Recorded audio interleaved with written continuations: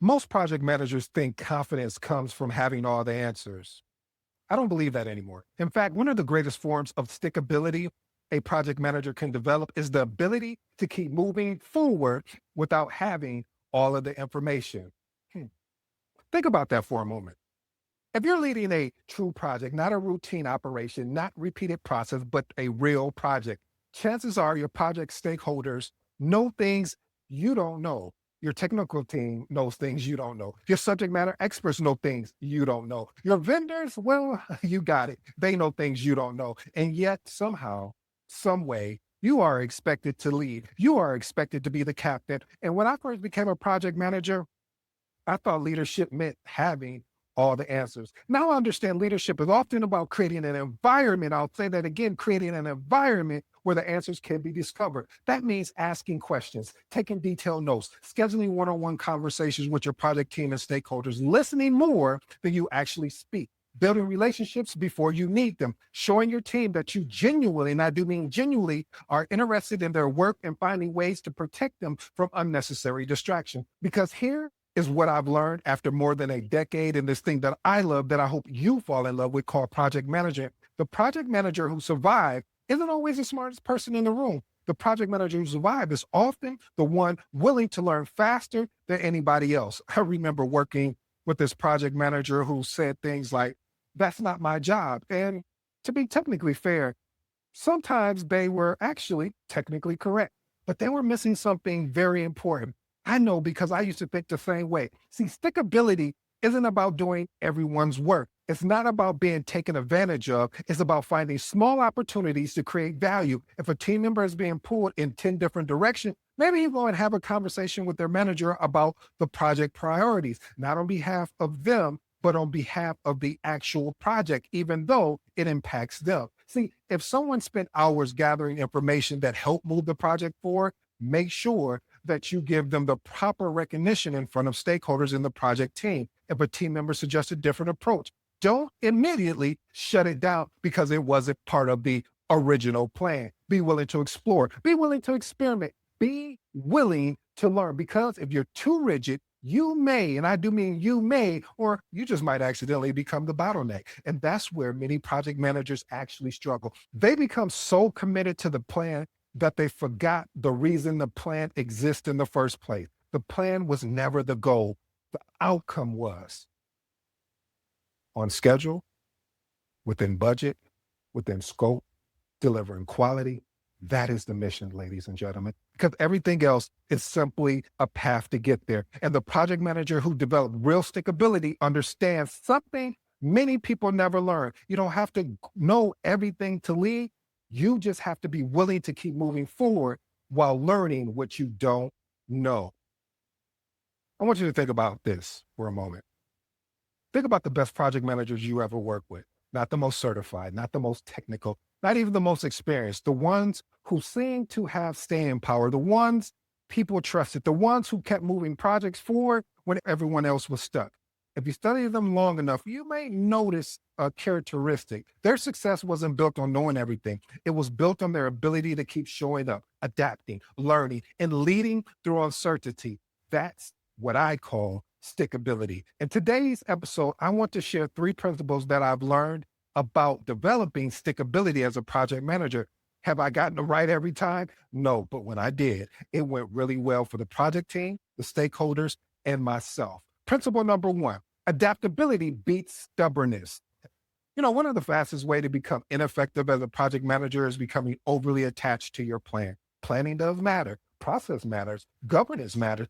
Documentation, you know that matters here. But none of those things matter more than delivering the outcome. Too many project managers fall in love with the plan and forgot the purpose of what the plan actually represents. The plan was never the goal. Again, the plan was never the goal. The outcome actually was. I've seen project managers create friction simply because somebody suggested a different path forward. The problem is that projects are built around uncertainty. If everything was known in advance, it wouldn't be a project. It would simply be operational work. Here's the lesson. Ask yourself, great project managers stay committed to the destination while remaining flexible on the path forward. Here's 2 actionable tips I'd love for you to experiment with. Ask yourself, am I protecting the outcome or am I just trying to protect my ego? Next one. When someone suggests a different approach, explore it before actually dismissing it. Here's my professional advice, family. Your stakeholders rarely care how attached you are to the original plan. You know what they do care about? They care whether the project achieved the intended results. And once you learn how to adapt, another challenge immediately appears. What happens when things go wrong? Because eventually they will. That's where ownership becomes important. Principle number two, ownership creates resilience. Every project eventually encounters obstacles, deadline moves, requirements change, well, they kind of just disappear. Budgets get adjusted. Stakeholders, well, they're not aligned, so they might as well just go ahead and disagree. The question isn't whether challenges will happen. The question is, how will you respond when they do? One thing I've learned throughout my career is that ownership creates options. Blame, though, it creates excuses. When project managers focus on blame, they spend their energy explaining why something happens. When project managers focus on ownership, they spend their energy figuring out what actually happened and what's going to happen next. That's a completely different mindset shift. Ownership doesn't mean accepting responsibility for things outside your control. Ownership means taking responsibility for your response. I've been through projects that didn't go according to plan. I faced setbacks I never expect. I've experienced seasons where it would have been easier to just become discouraged. But ownership, oh, yeah, this thing called ownership, it kept asking the same question. What is the next move? See, here's the lesson, family. Resilient project managers focus on solutions instead of explanations. Here's two actionable tips I love for you to experiment with. When a problem appears, spend more time discussing options than assigning blame. Next one, ask, what can I influence right now before focus on what you cannot control? Here's my professional advice. People follow project managers who create momentum during difficult situations, not project managers who create excuses. But even ownership has its limits because eventually you'll experience a setback that it feels personal. And that's where the final principle becomes critical. Principle number three, identity must be bigger than your circumstances. Oh, I like that, family, because this may be the most important lesson of the entire episode. If you don't hear anything else, this principle has to arrest your attention because projects fail, budgets get cut, companies, well, they make the decision to reorganize. Stakeholders, again, they make the decision to leave. Priorities change. Well, the job has eventually come to the end. And that's reality. The danger comes when your identity becomes attached to those temporary circumstances. Because if your identity is tied to your title, every setback, well, that kind of feels like a personal attack. If your identity is tied to project success, well, every challenge feels like a failure. But leadership requires something deeper. Your value cannot be determined by a project plan or a project schedule. Your worth cannot be determined by status report. Your identity cannot be determined by a job title. Again, I will repeat, those things are temporary. Who are you is bigger than all of them. Here's the lesson, family. The project manager who survives adversity is the one who refuses to let circumstances define their identity. Here's two actionable tips I'd love for you to experiment with. Separate who you are from what you're actually currently experiencing. Next one, focus on becoming the type of leader who can handle challenges, not avoiding challenges altogether. Here's my professional advice. Projects come and go. Titles come and go. Organizations come and go. Character, it travels with you everywhere you go. Because you have to understand something, family. Adaptability teaches us how to navigate change. Ownership teaches us how to respond to adversity, and identity teaches us how to survive both. Here's the truth. Developing stickability isn't about being stubborn.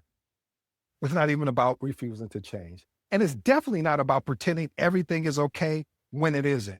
But stickability is the ability to adapt when conditions change, take ownership when challenges appear, and maintain your identity when circumstances become difficult. Because, and I mean this because, the project managers who create lasting careers aren't the ones who know everything. They are the ones who keep learning. They are the ones that keep growing. They are the ones who make the decision, not the choice, to keep showing up. And even when they don't have all the answers, especially when they don't have all the answers, that's what separates temporary success from long-term leadership. Well, family, I want to thank you for spending moments with me today. If this episode challenged your thinking, share it with another project manager who may need that reminder. And remember, the goal is not to become the smartest person in the room. The goal is to become the person who continues to move forward when the room doesn't know what comes next. And the truth has to matter more than comfort. So I challenge you to keep leading, keep learning, and keep moving forward. You don't need to know everything to lead. You just have to be willing to keep moving forward while learning what you don't know. Because sets and reps beat talent when talent doesn't do the reps. If you're new to the episode, I go by the name of ED. For all you smart and intelligent folks out there, that just simply means Ed. Until next time.